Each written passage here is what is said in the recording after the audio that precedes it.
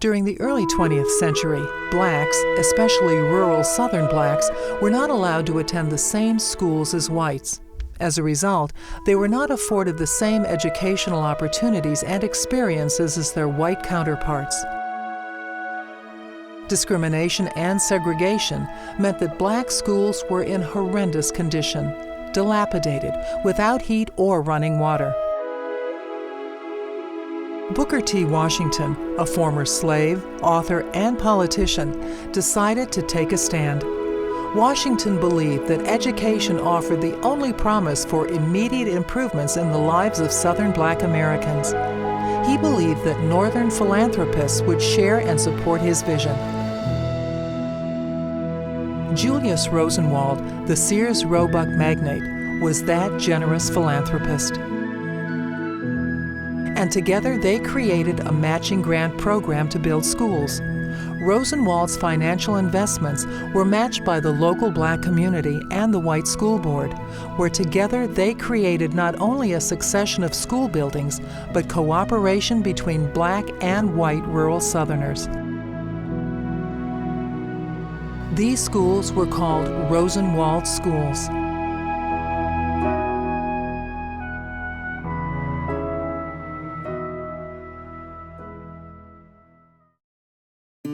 In the early 1930s, there were more than 5,300 Rosenwald schools in 15 states, more than 800 in North Carolina alone. In fact, more were built in North Carolina than any other state. One of these schools is the Long Ridge Anderson School.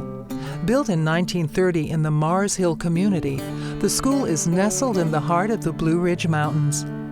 What remains of the building today stands as a monument and a reminder of the struggle for equal rights for all humankind. The Anderson Rosenwald School was a gathering place for the local community, as well as school with classes up to the 8th grade. More than 2,000 children attended the Anderson Rosenwald School before it was closed in 1964. The Anderson School is one of the few Rosenwald schools remaining in the mountains of North Carolina. While the building still stands, it is in desperate need of repair.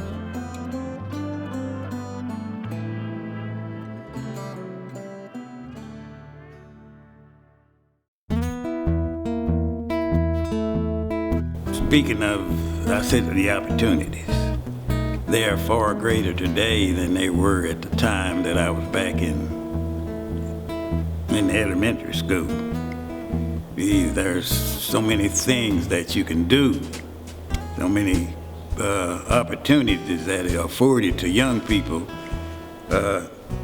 today that were not afforded to me at that time. One of the stories that I would like to tell is how this school got its name, the Anderson Elementary School. And it comes from in the 1850s, Mars Hill College was built 1 mile from this schoolhouse. And the first building was built by contractors out of Asheville laying the bricks. But when the school was finished, the school still owed the contractor $1,100 to start Mars Hill College in 1856. So they did not have the money. And they went into litigation, the contractors trying to get their money. There was no hard cash to be had. The contractors in Asheville with the sheriff from Buncombe County came and levied against the Board of Trustees for that debt the college owed them. And since they could not get the money, they levied against one of the trustees and took one of his young slaves and put him in jail in Asheville as collateral for this debt. That slave's name was Joseph Anderson, for whom the Anderson School is named. Within a few days, the local families raised the money and set Joe free from the jail in Asheville, coming home to his wife and 3 children. Joe lived out his life in this community and was greatly honored by those who knew him. In the 1930s, Mars Hill College wanted to honor Joe further and asked permission of his family to remove his remains from a local cemetery and bury him on the campus at Mars Hill College. He is now interred on the college campus. Also, the college in 1999 realized that his sacrifice for the school was equal to any of the founding family members And so the college named the Joseph Anderson family as one of the founding families of Mars Hill College. So today that story gets repeated within this community, and it's no wonder they wanted to name their school Joseph Anderson. Just had a real nice time out there with all the kids that we went to school with. A lot of them are gone now, but there's still a lot of us still around. But we basically formed a good camaraderie of friends and in time sticking together. And other than that, Anderson Elementary is one of the key points in my life. When we went to school, when we got books, we always got the cast-off books with pages missing, and they would be torn and worn, and sometimes you could hardly read them because, they were so used and come to pieces because the backs would come out. When I left school, I didn't know what I wanted to do. All I wanted to do, I know, was go somewhere and get a job. And I ended up in retailing.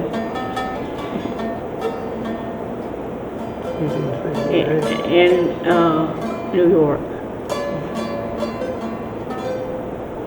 And I like that. And even today, I still like to sell stuff. As the curriculum, like I loved math. I loved that.